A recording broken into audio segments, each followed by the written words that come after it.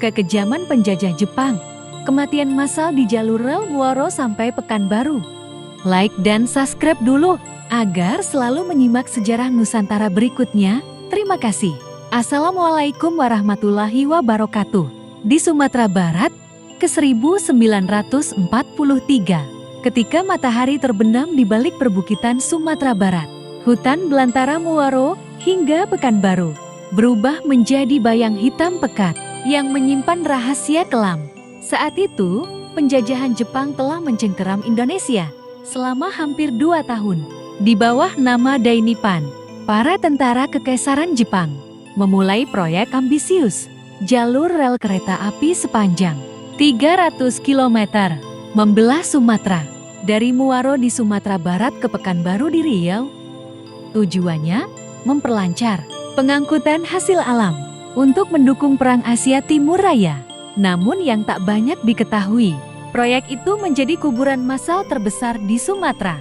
Ratusan ribu anak bangsa dipaksa menjadi romusha, budak kerja paksa, dan ribuan diantaranya dikubur hidup-hidup di bawah tanah yang mereka gali sendiri. Awal mula rekrutmen, janji manis tipuan maut. Pada awal 1943, Jepang mulai merekrut besar-besaran tenaga kerja di desa-desa lewat aparat desa, pamong, hingga kepala suku. Mereka menyebarkan kabar siapa yang mau kerja dapat beras, baju baru, dan gaji tetap. Akan bekerja ringan di luar kota bagi rakyat yang lapar dan hidup dalam kemiskinan akibat perang. Tawaran itu terdengar seperti anugerah. Para pemuda desa mendaftar diri. Banyak pula yang dipaksa dan diangkut tanpa pamit. Anak usia 14-16 tahun hingga kakek usia 60 tahun diseret ke truk-truk kayu.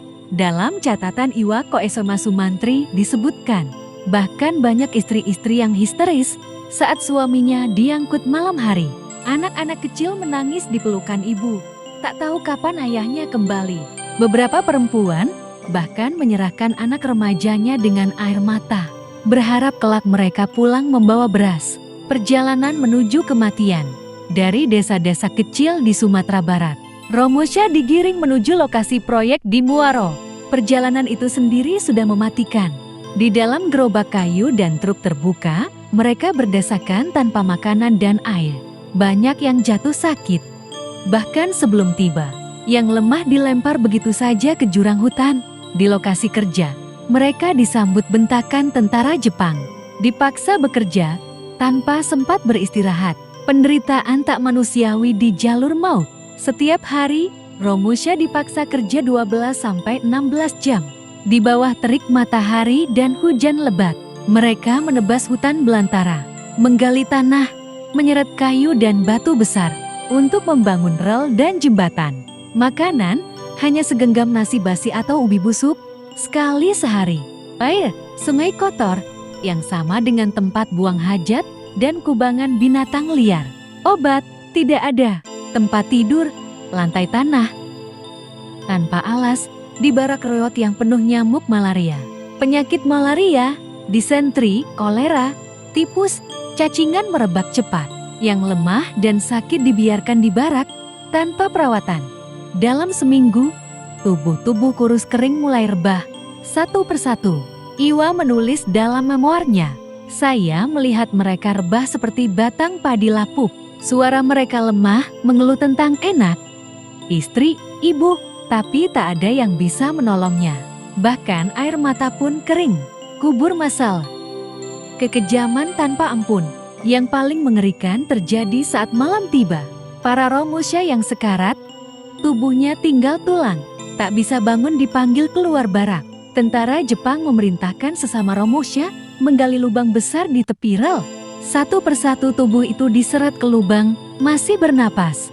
Tanpa belas kasihan, lubang ditimbun tanah. Jeritan terakhir bergema di hutan. "Tolong, aku masih hidup. Ibu, anakku, selamatkan aku." Tapi malam hutan menelannya.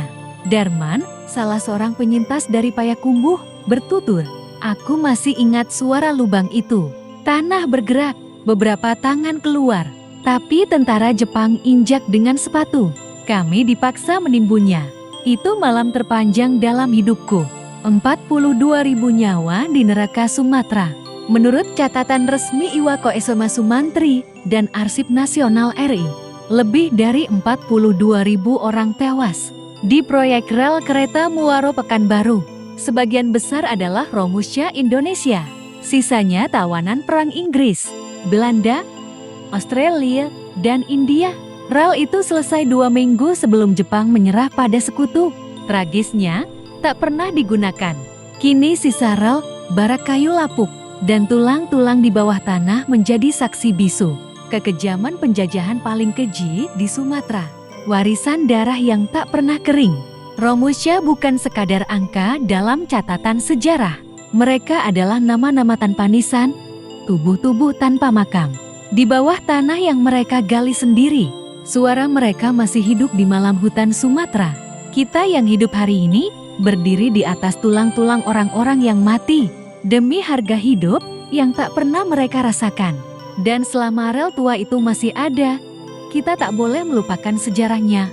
Sumber pertama Iwako Esoma Sumantri, Railroad of Desmemor ke 1947. Kedua Arsip Nasional Republik Indonesia, sejarah proyek rel kereta Muaro Pekanbaru. Ketiga catatan wawancara penyintas Romusha, Sumatera Barat, 1950-an. Demikianlah sejarah Nusantara kali ini. Dan nantikan sejarah Nusantara berikutnya. Terima kasih. Wassalamualaikum warahmatullahi wabarakatuh.